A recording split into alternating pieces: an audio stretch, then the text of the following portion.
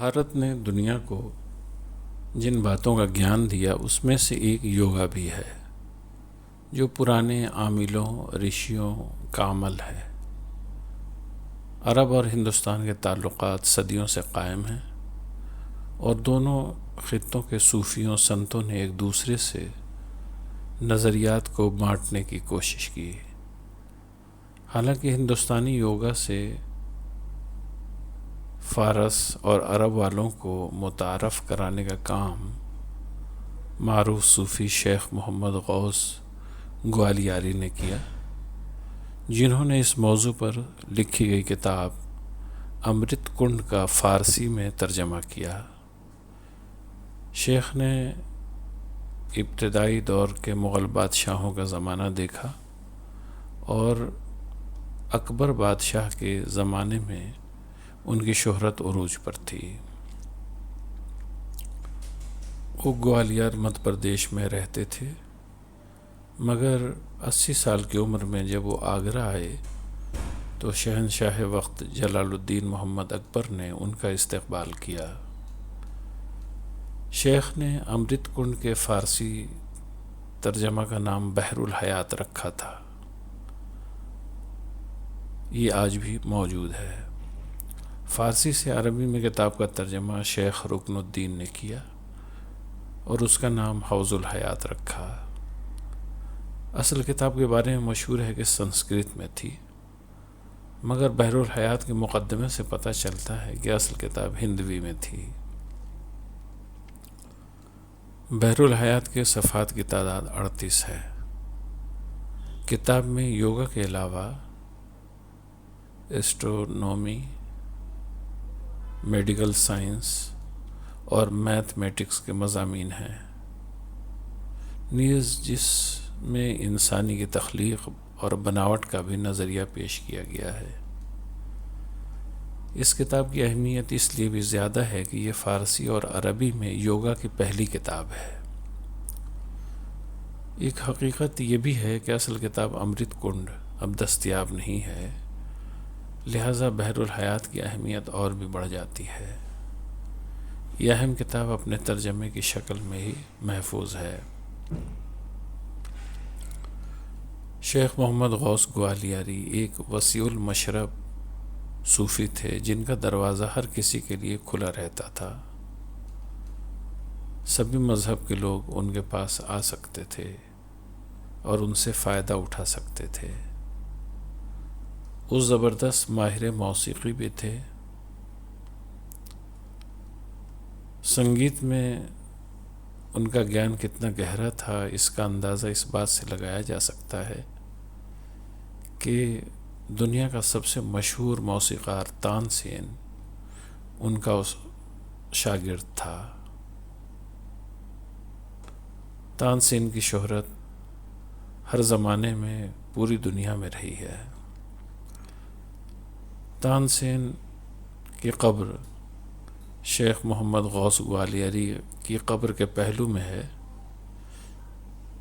جسے شیخ نے اپنا منہ بولا بیٹا بنا لیا تھا۔ یہ دونوں قبریں آج بھی گوالیار میں موجود ہیں۔ صوفیوں اور یوگیوں کا میل جول عہد وسطیٰ کے لیے عام بات ہے۔ وہ تصوف اور عرفان کے موضوعات پر عموماً ایک دوسرے سے تبادلہ خیال کیا کرتے تھے۔ بابا فرید شکر گنج کی خانقاہ میں یوگیوں کا آنا جانا لگا رہتا تھا، جس کا ذکر متعدد سوانح نگاروں نے کیا ہے۔ محبوب الہی شیخ نظام الدین اولیاء رحمۃ اللہ علیہ کے ملفوظات کے مجموعہ فوائد الفؤاد میں بھی اس کا بیان ہے۔ اکبر بادشاہ ایسی مجلسوں کا اہتمام کیا کرتا تھا جس میں الگ الگ دھرموں اور مذاہب کے علماء شریک ہوتے تھے، اور مغل شہزادہ دارا شکوہ تو تصوف اور یوگ کا عالم تھا۔ وہ علماء اسلام کے علاوہ سادھوؤں، سنتوں اور ہندو دھرم کے گیانیوں سے ملتا رہتا تھا۔ اس کے اتالیق اور شاہجہان کے دیوان چندربھان برہمن خود تصوف اور یوگ کے عالم تھے۔ بابا لال بیراگی کا ذکر انہوں نے اپنی ایک کتاب مکالمہ دارا شکو بابا لال بیراگی میں کیا ہے، جو شہزادہ سے ملے تھے اور شہزادہ نے ان سے کئی سوالات پوچھے تھے۔ شہزادہ نے صوفیوں اور یوگیوں کے نظریات کے تقابل کے سلسلے میں ایک رسالہ بھی تحریر کیا تھا جس کا نام مجموع البحرین ہے۔ شہزادہ نے خود لکھا کہ اس رسالے میں صوفیاء اسلام اور جوگیان ہند کے تصوف موحدہ کی ہم نے تحقیق کی ہے، یعنی اللہ کے ایک ہونے کا بیان ہندوؤں کے گرنتھوں میں بھی ہے اور صوفیوں کے ہاں ہے، تو دونوں کا موازنہ کرنے کی اس نے کوشش کی ہے۔ شہزادہ مجموع البحرین میں لکھتا ہے، فقرائے ہند سانسوں کی آمد و رفت کو دو لفظوں سے تعبیر کرتے ہیں، یعنی جب سانس باہر آتا ہے تو اس وقت لفظ او کہتے ہیں، اور جب سانس اندر جاتا ہے تو منع کہتے ہیں، جس کا مجموعہ اوم نما ہو جاتا ہے۔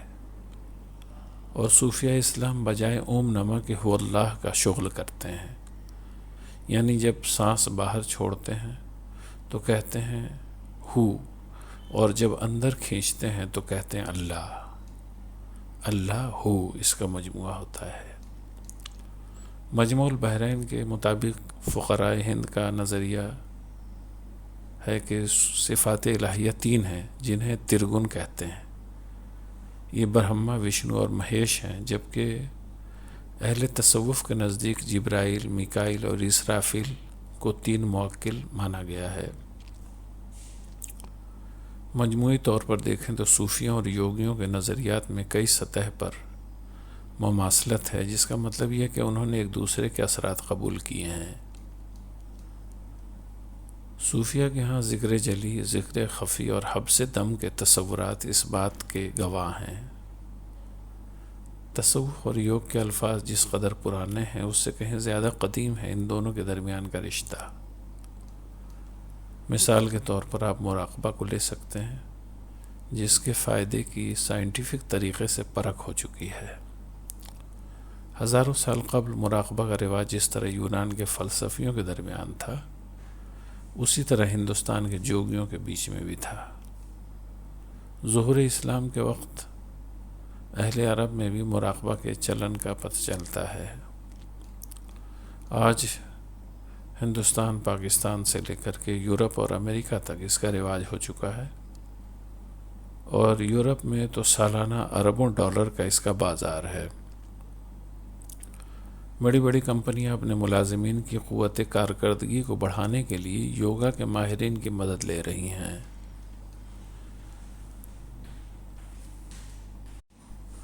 اسلام کے مطابق حضرت آدم انسان اول ہیں، جبکہ ہندوؤں کے قدیم عقیدے کے مطابق شیو سے کائنات کا آغاز ہوتا ہے،